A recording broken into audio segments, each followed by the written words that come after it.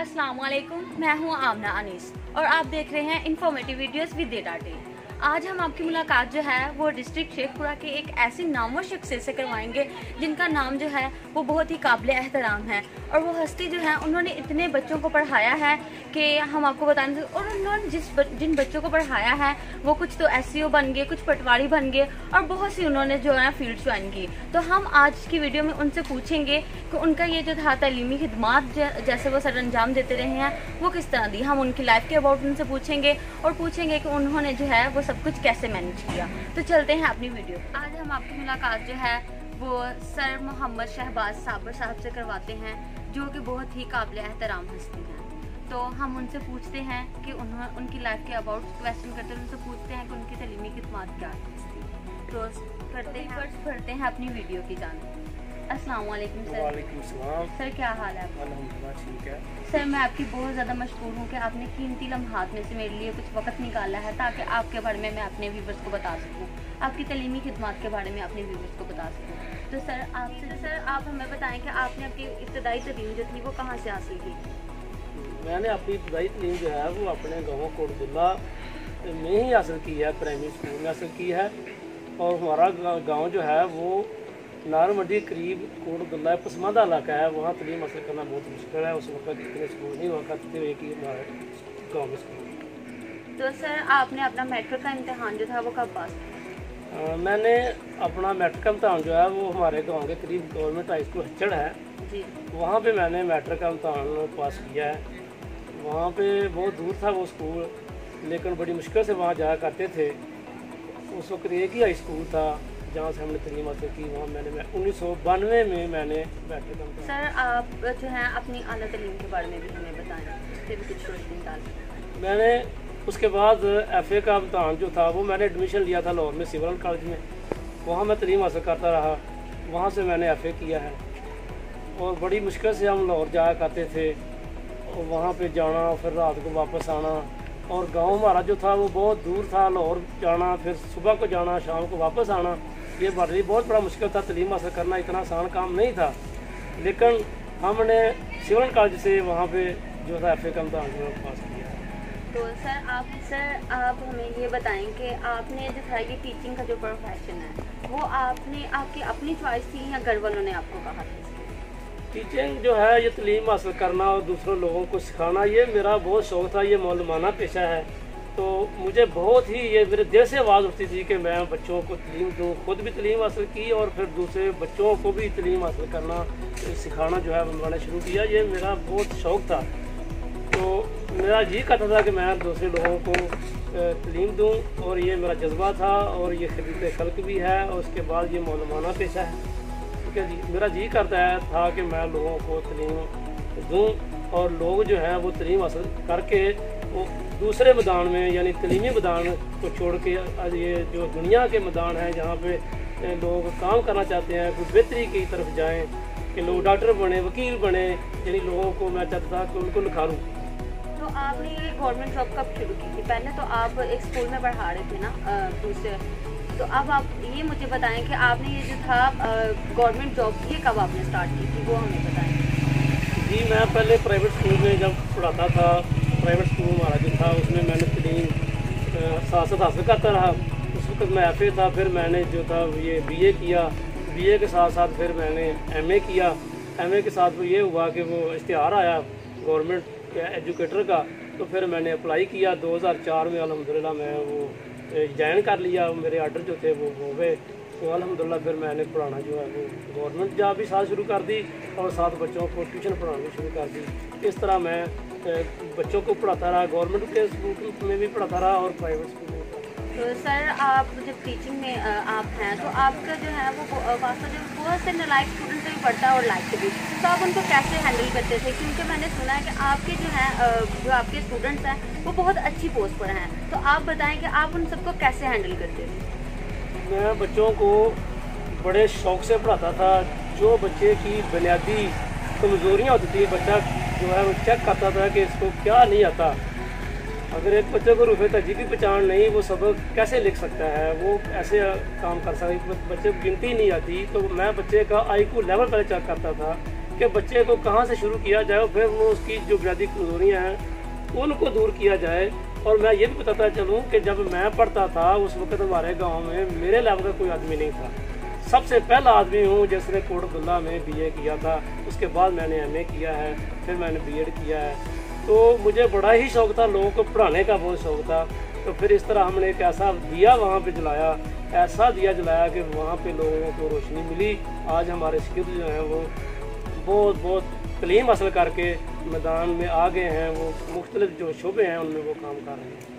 Sir, जब आपने ये टीचिंग स्टार्ट की थी तो आप हमारे व्यूअर्स को बताएं कि आपके इलाके में कितने लोग जो थे वो पढ़े लिखे थे, कितने एजुकेटेड थे और अब उनकी क्या परसेंटेज है? जब मैंने ये जॉब की शुरू की या गवर्नमेंट जॉब है या मैंने स्टार्ट किया था उस वक्त लोग इतने पढ़े लिखे नहीं थे, लोगों में ये रुझान नहीं था, तलीम का रुझान नहीं था। ये शमा हमने जलाई है। आप उनको मोटिवेट करते थे? हाँ जी। अब वो मैं बता रहा हूँ कि पहले लोगों को इतना इल्म ही नहीं था कि तलीम हासिल करना चाहिए, तलीम का क्या मकसद है, तलीम हासिल करनी चाहिए। क्योंकि तलीम हासिल अगर आदमी करे तो आदमी जो है वो पहचान सकता है कि जानने वाला क्या है। इल्म जानने वाले और ना जानने वाले बराबर तो नहीं हो सकते, लेकिन तलीम हासिल करना जो है ये हमारा एक फरीज़ा भी है और लोगों को बताना था कि इल्म हासिल करना हर मुसलमान मर्द और पर फ़र्ज़ है। और बहुत सारे लोगों को बताया कि माँ की गोद से लेकर कब्र तक इल्म हासिल करें। सर, आप ट्यूशन वगैरह भी पढ़ाते हैं, तो आप जो है वो टीचिंग भी कर रहे हैं और ट्यूशन भी, तो आप कैसे मैनेज करते हैं? आपके लिए मुश्किल नहीं होता कि आप पहले जो है वो ड्यूटी करते हैं स्कूल में, उसके बाद आप बच्चों को पढ़ा रहे हैं, तो आप कैसे मैनेज करते हैं? फैमिली को भी टाइम देना होता है? जी, मैं जो पहले फर्स्ट टाइम जो होता है उसमें मैं गवर्नमेंट स्कूल में जाता हूँ, वहाँ पे लोगों को बच्चों को पढ़ाता हूँ। जब सेकंड टाइम हम आ जाते हैं फिर हम बच्चों को पढ़ाते हैं। सेकंड टाइम में घंटा टाइम देते हैं बच्चों को पढ़ाने के लिए कि जो बच्चे हमारे पास पढ़ने आते हैं हम उनकी वीकनेस जो है वो दूर करते हैं, उनके जो है IQ लेवल चेक करते हैं। जो बच्चे सबक नहीं पढ़ते, जहाँ पे उनकी बुनियादी कमज़ोरियाँ हैं वो दूर करते हैं और हमारी कोशिश है कि बच्चे पढ़ लेकर जो है वो एक कामयाब ज़िंदगी बसर कर सकें।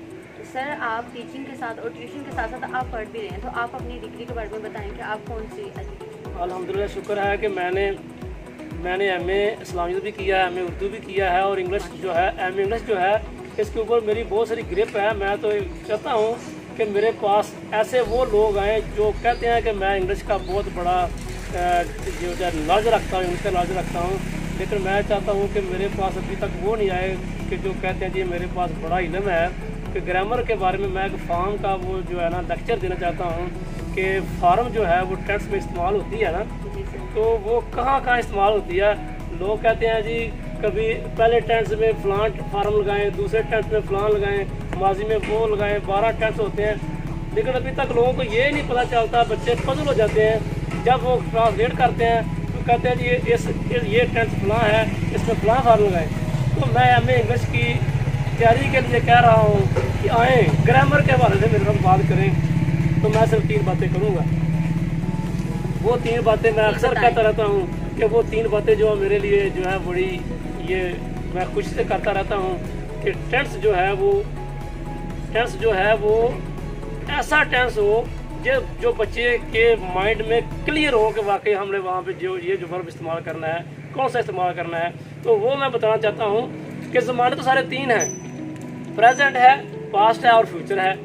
प्रेजेंट जो है इसकी भी 4 शाखें हैं, पास्ट की भी 4 शाखें हैं और फ्यूचर की भी 4 शाखें हैं। और जब प्रेजेंट हम लेते हैं, नाम लेते हैं प्रेजेंट, आगे नाम सारे वही होते हैं, और पास्ट के भी अगर नाम लेते हैं तो फिर 4 नाम वही होते हैं। दोबारा एक बार मैं रिपीट करना चाहता हूँ कि अगर प्रेजेंट ये है, ऊपर ये 3 हमारे जो अंगूठे थंब इसे कहते हैं, इसके 3 जो हैं ये निशान हैं, प्रेजेंट, पास्ट और फ्यूचर है।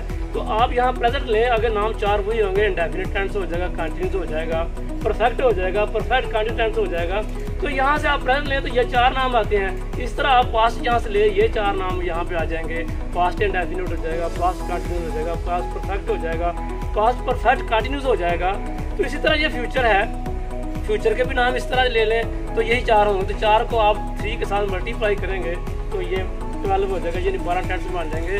तो 12 टेंस में जब हम बच्चों को पढ़ाते हैं तो बच्चों को समझ नहीं आती कि हमने वर्ब का इस्तेमाल कैसे करना है, कहाँ पे कौन सी फॉर्म लगानी है, बच्चे पजल हो जाते हैं। तो मेरा ये चैलेंज है उन लोगों को भी, उन बच्चों को भी मैं कहता हूँ कि आएँ 3 बातें गौर से सुन लें कि present indefinite tense present indefinite tense जो है, मेरी पहली बात है कि प्रेजेंट कोई टेंस हो, इंडेफिनिट टेंस किसी ज़माने का हो, बेशक वो प्रेजेंट इंडेफिनिट हो, पास्ट इंडेफिनिट हो, फ्यूचर इंडेफिनिट हो, इन 3 इंडेफिनिट टेंसों में से पहला टेंस यही वाला टेंस है जिसमें पहली फॉर्म लगती है। पहला टेंस पहली फॉर्म, पर एक शर्त है कि पास्ट इंडेफिनिट का सादा फिगर निकाल। ये पहली बात मुकम्मल होगी। दूसरी बात मेरी ये है कि कंटिन्यूस टेंस हो, बेशक वो प्रेजेंट कंटिन्यूस हो, वो पास्ट कंटिन्यूस हो, फ्यूचर कंटिन्यूस हो। ये दूसरी बात है, कंटिन्यूस टेंस किसी ज़माने का हो, वो बेशक प्रेजेंट का हो, पास्ट का हो, फ्यूचर का हो, और बेशक परफेक्ट कंटिन्यूस भी साथ हो, तो इसके साथ चौथी फॉर्म लगती है जिसको ING वाली कहते हैं। यानी पहली फॉर्म के साथ ING लगा दें तो ये चौथी फॉर्म हो जाती है।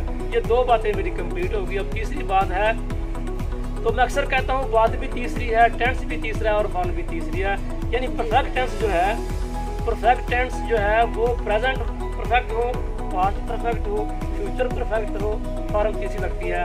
अब ये चैलेंज है 12 टेंस में फॉर्म के बच्चे गलत नहीं हो सकती। मैं आज भी कहता हूँ, कल भी कहता हूँ, और जिम्मेदारी से ये बात करता हूँ। अल्हम्दुलिल्लाह ये हमारे इंटरव्यू की बहुत ही जो है इंटरेस्टिंग बात है कि सर ने अपने बारे में बताते हुए हमको चैलेंज भी किया है कि अगर आप में से कोई ये कहता है कि मैं बहुत ही मुझे ग्रिप हासिल है इंग्लिश में, तो आप जो है वो सर से कांटेक्ट करें और हमें बताएं अगर आप में इतनी सलाहियत है तो आप सर से आगे मिलें और सर को हरा के दिखाएं। सर ने चैलेंज किया है कि अगर आप में से किसी को इंग्लिश में ग्रिप हासिल है तो मुझे आगे वो चैलेंज कर सकता है।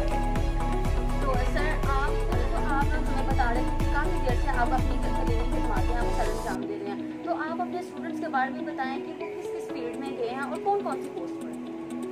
जी अल्हम्दुलिल्लाह, मैं काफ़ी देर से पढ़ा रहा हूँ, और जब से मैंने ये 1996 से ये शुरू किया पढ़ाना बच्चों को, तो हमारे शागिर्द जो हैं वो मुख्तलिफ शोबों में काम कर रहे हैं। कुछ जज बन गए हैं, कुछ जो हैं वो टीचर्स बन गए हैं, लेक्चरार बन गए हैं, और उसके बाद कुछ पटवारी ये लैंड रिकॉर्ड में काम कर रहे हैं, और कोई भी शोबा खाली नहीं है जिसमें हमारे जो शागिर्द हैं वो अच्छी पोस्ट पे काम नहीं कर रहे हैं। अल्हम्दुलिल्लाह मुझे फ़ख्र है कि वो कहता है कि उस्ताद बादशाह नहीं होता लेकिन बादशाह बनाता है। तो सर उनको देख के आपको कैसा फील होता है कि आप उनको इतनी अच्छी पोस्ट पर देख रहे होते हैं और वो सारी आपकी मेहनत होती है, तो उनको कामयाब देख के आपको कैसे फील होता है? अल्हम्दुलिल्लाह, जब मैं अपने उन शागिर्दों को मिलता हूँ, जब मैं कभी जाता हूँ अपनी वो फील्ड में जब होते हैं, तो वो कुर्सी छोड़ देते हैं। वो कहते हैं सर आपकी वजह से तो हम यहाँ पहुँचे। बहुत हमें खुशी महसूस होती है कि जब मैं कभी भी अपने किसी शागिर्द को मिलता हूँ। मैंने आपके बारे में सुना है कि आप जो है वो एग्जामिनर किया तो कभी ऐसा हुआ कि किसी स्टूडेंट ने ये कहा हो कि आप हमसे कुछ पैसे ले लें और हमारा पेपर करवा दें, आपका कोई ऐसा काम हो तो आप वो भी शेयर कर दें? नहीं, अल्हम्दुलिल्लाह हमने जो है बहुत सारे इम्तहान लिए हैं, मैट्रिक का एग्ज़ाम लिया है, अफ्रीका का एग्ज़ाम लिया है, लेकिन हमने बुकिया माफी खत्मा किया है। हमने कभी भी किसी बच्चे को कोई रिलेशन नहीं दी, कोई रियायत नहीं की। हम उसका इम्तहान सही देते हैं और सही रिपोर्ट बनाते हैं, और बहुत सारे लोगों के हमने इम्तहान लिए हैं।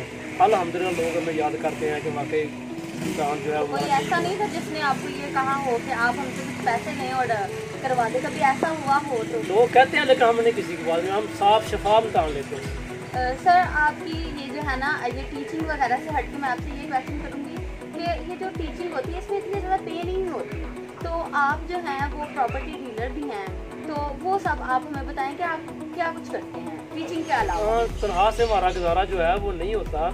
हम साइड पे जो हमें हमारा जो है ना वो बिज़नेस ये किया है कि हम प्रॉपर्टी का काम भी करते हैं। उसके बाद हम एक किसान जो हमारी अपनी जो है वो 2 एकड़ ज़मीन है, हमारा ज़िम्मेदारा भी है, और उसके साथ साथ हम ये प्रॉपर्टी का काम करते हैं। टीचिंग से इतना गुजारा नहीं होता क्योंकि तनख्वाह जो है वो 40,000 है, उसमें से इतनी बड़ी फैमिली जो है वो गुजारा नहीं कर सकती, गुजारना ये मुश्किल है।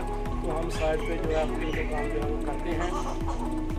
सर हम अपने जो है वो इंटरव्यू के इंतजाम पहुँचे, उससे पहले मैं आपसे सिर्फ लास्ट क्वेश्चन ये करूँगी कि आपका दूसरे टीचर्स के लिए क्या मैसेज है और एज ए टीचर आप क्या कहना चाहते हैं?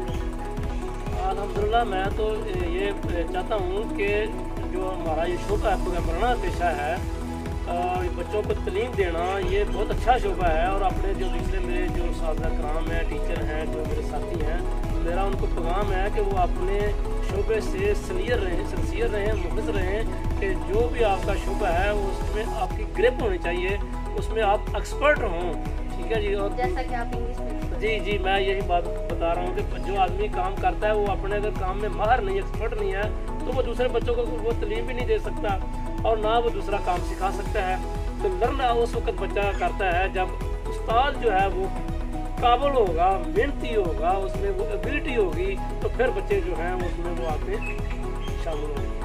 सो मच कि आपने हमारे लिए वक्त निकाला और हमें अपने बारे में बताया। आपसे मिलकर बहुत खुशी हुई। तो जी वीवर्स, जैसा कि आप सर से मिले और उन्होंने बताया, और आप सबके लिए इस वीडियो में चैलेंज भी है कि अगर आप में से कोई भी इंग्लिश में एक्सपर्ट है, उसको क्लिप हासिल है, तो वह सर से ज़रूर कॉन्टैक्ट करे और इस चैलेंज में पार्टिसिपेट करे। तो मिलते हैं एक नई वीडियो के साथ, तब तक के लिए अल्लाह हाफिज़।